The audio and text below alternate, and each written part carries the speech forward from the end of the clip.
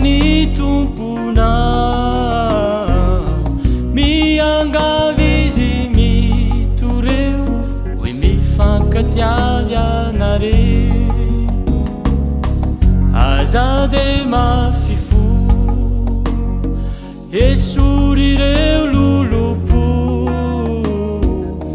mitalao aminao Kristy maizare mifankati inni mandalo aluku isikizanyanyete zavaponetsi maso ratotsi mifankati faraizawitiza lasakyo marinana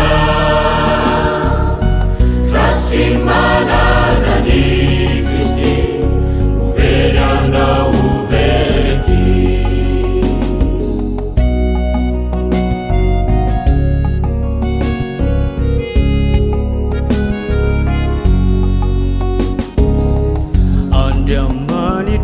andiamanitarayo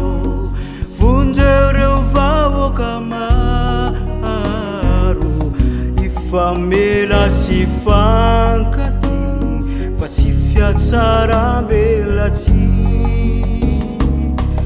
atsaharony ady mifamono mamalifady ovunjeo zahay Jesu ty dario remba ifankati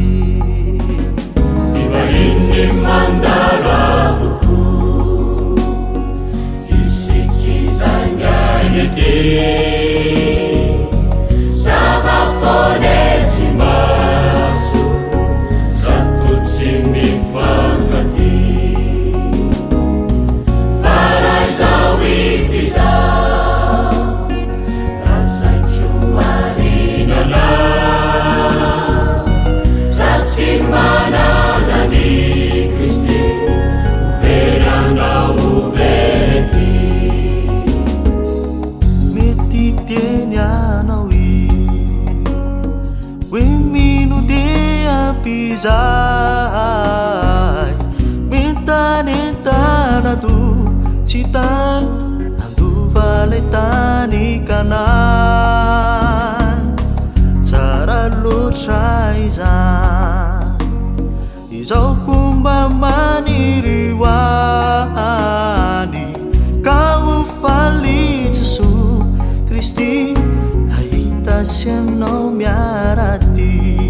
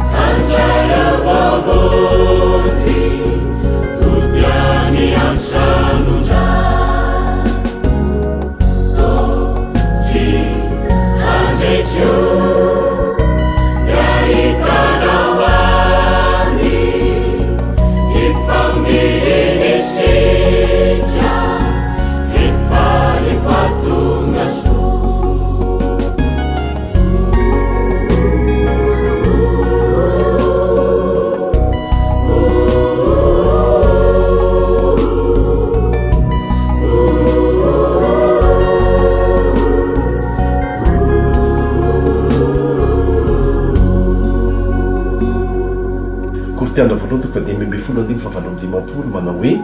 ho amin'izany raha namalalako miorena tsara aza miova ary mahifabe mandrakariva miasa ny tompo